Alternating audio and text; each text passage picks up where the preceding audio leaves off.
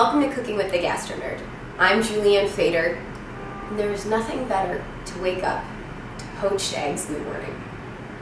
But let me tell you, poached eggs can be a little intimidating.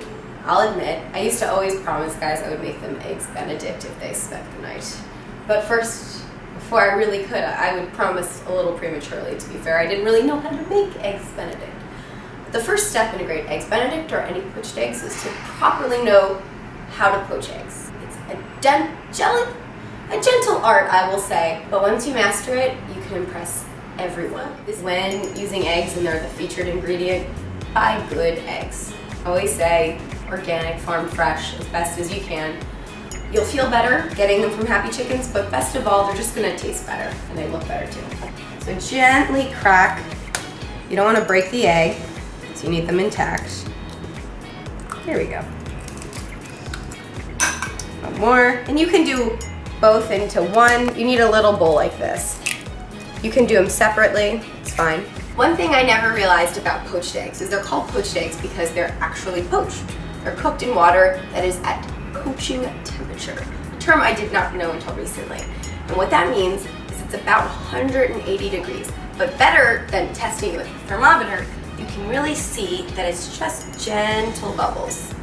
So you can see here, they're really just happy to come and see you, unlike a boil, a roaring boil with big bubbles that are coming to the surface. The one thing you want eggs to really, the whites to come together and be nice and plump.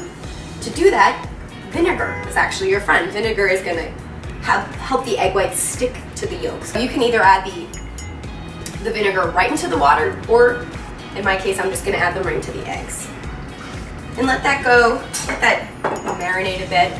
Meanwhile, I wanna create a roaring whirlpool in the water. Think of it like when you were growing up, if you were ever in a pool with your brother and sisters or friends, you all ran in one direction. Well, that's what we're doing because that's actually gonna help form the outside coating of that egg. It's gonna help bring the egg whites together. Also, it's great to have a slotted spoon. You see this, or just a spoon with holes in it, or a perforated spoon, because when you go in and you grab, all the water comes out. It's just a great tip to have, and it's a great tool to have around the kitchen. I like it to be pretty intense.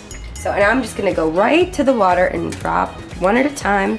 You see how they're doing a little dance? I love watching eggs being poached because they just do, it's like a beautiful little dance. And you wanna keep this spinning.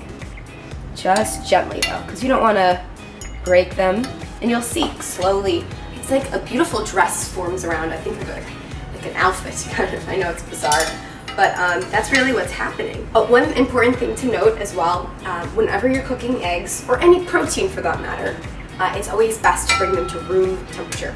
So same with steak or chicken or fish, you name it, eggs, same rule applies. Number one, because when you add them to the whatever cooking liquid, it's gonna adjust better.